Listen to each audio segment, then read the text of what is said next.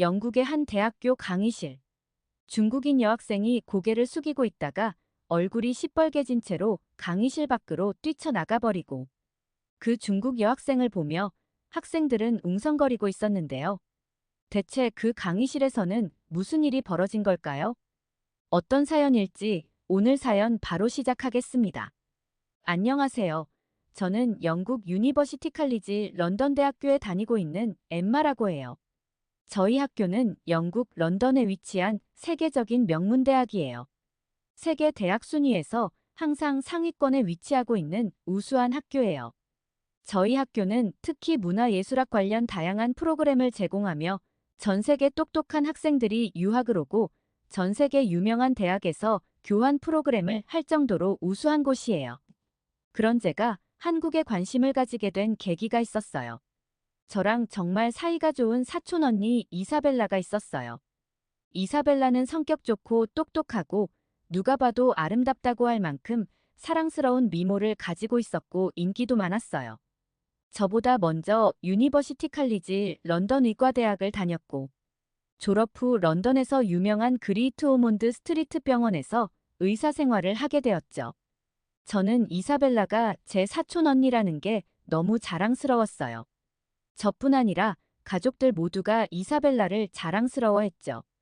어느 날 이사벨라가 국제 연구 프로젝트를 참여하면서 지환이라는 한국인 의사를 만났는데 지환이라는 한국인 남성에게 푹 빠져서 결혼하고 한국에 가서 살겠다고 하는 거 아니겠어요? 가족들은 처음에는 모두 반대했지만 지환을 만날수록 괜찮은 사람이라고 생각하게 되었어요. 영국 남자한테는 찾아볼 수 없는 다정함과 배려심이 가득했죠. 이사벨라와 지환은 서로가 너무 사랑하는 게 제 눈에도 보였을 정도니까요. 그런 모습에 가족들은 이사벨라의 선택을 받아들였고 얼마 지나지 않아 지환한테 가족 모두가 푹 빠지게 되어버리고 말았죠. 이사벨라와 지환은 영국에서 모두가 축복하는 결혼식을 하고 한국으로 떠났어요. 저는 한국이라는 나라를 잘 모르지만 똑똑한 이사벨라가 선택한 나라니 한국은 좋은 나라일 것이라고 생각을 하게 되었죠. 이사벨라가 한국으로 떠나고 저는 영국에서 열심히 공부해서 이사벨라와 같은 대학교에 입학했고 교양 과목 중 세계 역사와 문화를 공부하는 강의를 수강하게 되었어요.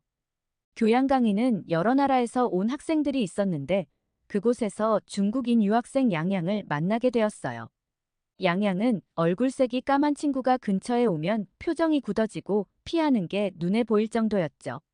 세계 역사와 문화를 배우는 강의에서 그런 행동을 하는 게 싫어서 양양이 여러 번 친근하게 말을 걸었지만 저는 선뜻 친해지지는 못했어요. 그러던 어느 날 양양과 언쟁을 하게 되는 사건이 발생하게 되었어요. 몇 년 전부터 영국에는 한국의 김치 열풍이 불고 있었고 이미 김치는 영국뿐 아니라 세계 곳곳에서 김치 이날이 제정될 정도로 유명해지고 있었어요. 저는 이사벨라가 살고 있는 한국에서 온 김치가 유명해져서 내심 기분이 좋았죠. 주변에 김치를 먹는 친구들이 점점 늘어나기 시작하면서 자연스럽게 한국이라는 나라를 궁금해하고 이런 멋진 음식을 만든 한국은 대단한 것 같다고 말하는 친구들도 있었어요. 그러던 어느 날 양양이 김치가 원래 중국의 전통 음식이고 한국의 한글도 중국의 한자에서 파생된 언어라고 말하고 다니더라고요.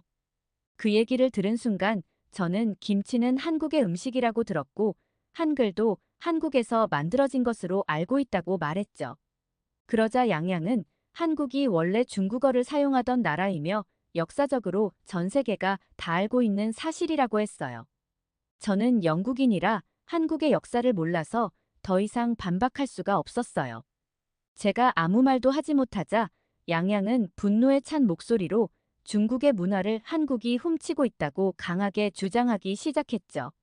너무 강하게 말하는 바람에 혹시나 한국의 한글과 김치가 정말 중국의 것인가라는 생각까지 들 정도였으니까요. 그 이후에 이사벨라랑 통화하면서 혹시 김치와 한글이 원래 중국의 것인지 물어봤는데 이사벨라는 말도 안 되는 얘기라면서 펄쩍 뛰더라고요. 나중에 이사벨라의 말을 친구들한테 전달했지만 양양은 틈만 나면 다른 학생들한테 김치와 한글이 원래 중국의 것이었다고 말을 하고 다녔던 탓에 친구들은 제 얘기보단 양양의 말을 더 믿는 듯한 느낌이 들었죠. 그러던 어느 날 우리 학교와 한국의 서울대학교와 역사와 문화에 관련해서 교류 프로그램을 한다고 발표를 했어요. 안 그래도 한국에 대한 호기심이 강했던 저는 교류 프로그램을 지원했고 운 좋게 선발되어서 한국으로 떠나게 되었죠. 서울에 도착한 저는 처음 경험하는 모든 것에 압도당해버리고 말았어요. 어마어마한 규모의 최신식 공항, 깨끗하고 안전한 지하철, 반짝이는 네온사인, 늦은 밤에도 활기 넘치는 거리. 이사벨라가 전화로 자랑했던 그 모습 그대로였어요. 아니, 그 이상이었죠. 한국에 와서 이사벨라를 만났는데 이사벨라는 영국에서 살았을 때보다 훨씬 행복해 보였어요.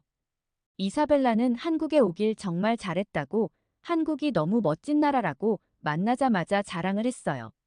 그리고 한국의 김치를 저한테 소개해주고 싶다 말하며 김치찌개를 파는 식당으로 저를 데려갔어요. 처음 먹어보는 김치찌개는 냄새 때문에 다가가기 힘들었지만 이사벨라의 반짝이는 눈빛에 용기 내어 한 입 베어 물었어요. 그 순간 예상치 못하는 폭풍이 일어나고 말았어요. 매콤함, 시큼함, 그리고 은은한 단맛이 복합적으로 뒤섞여 순식간에 제 미각을 사로잡았죠. 처음에 낯설었던 김치의 맛이 점점 익숙해지고 김치가 이런 놀라운 맛이었구나 생각하며 감탄하게 되었죠. 한국에서 먹은 김치는 영국에서 먹었던 김치와는 비교할 수 없을 정도로 맛있었어요. 저도 모르게 순식간에 밥을 싹싹 비우고 말았죠.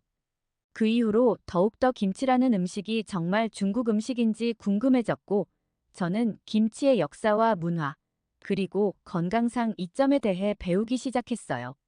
한국에서 김치는 단순한 음식이 아닌 2000년 이상의 역사를 가진 한국 문화의 상징이었고, 고대부터 한국 사람들은 겨울철 채소를 보관하기 위해 김장이라는 전통적인 김치 담그는 행사를 열었다는 것을 알게 되었죠. 하지만 그 당시 중국은 절이는 음식에 젓갈을 넣는 문화는 없었다고 해요. 김치는 완벽한 한국의 전통 음식이었죠.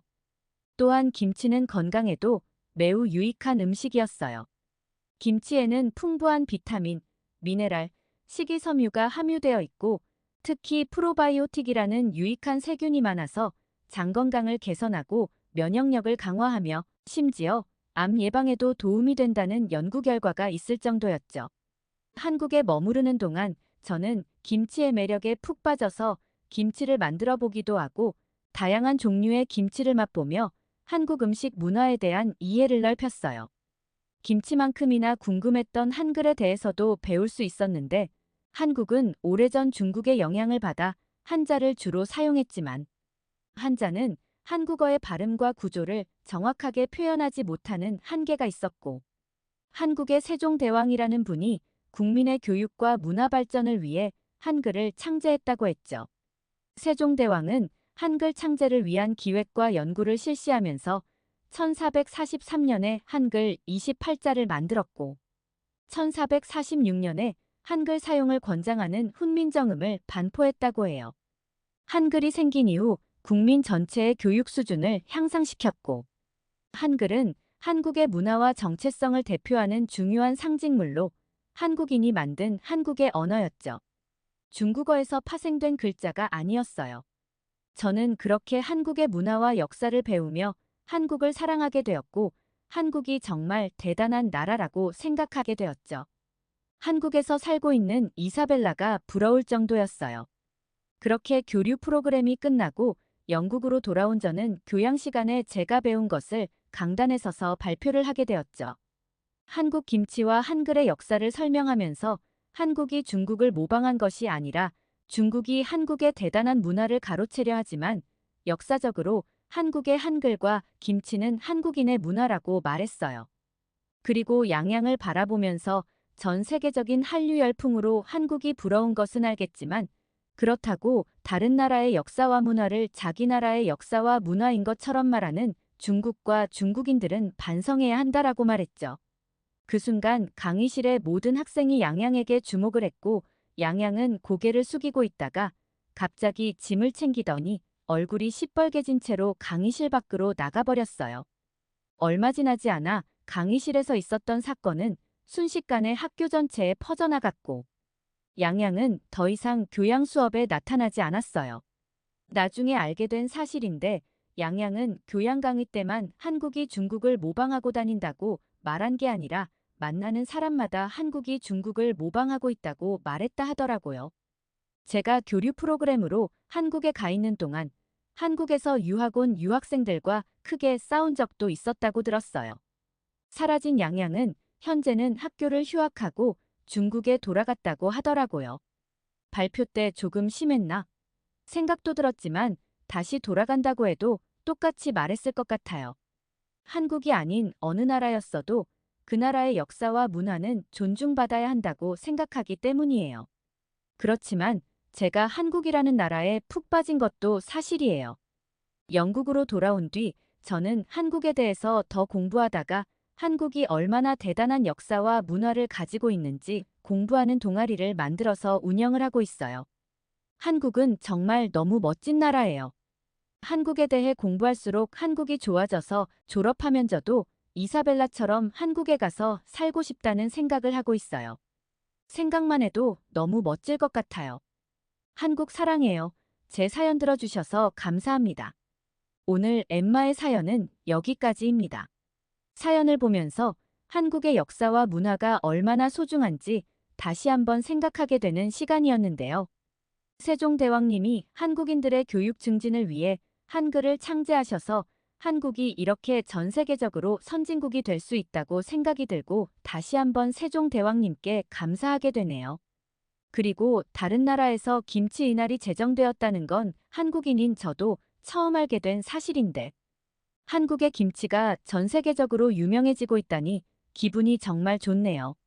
한국인을 대신해서 한국의 문화를 전파해 주신 엠마님 너무 감사드려요. 오늘 사연이 재밌으셨다면 구독과 좋아요, 알림 설정 부탁드려요. 영상 끝까지 시청해 주신 모든 분들 감사드립니다. 지금까지 감동탐험이었습니다.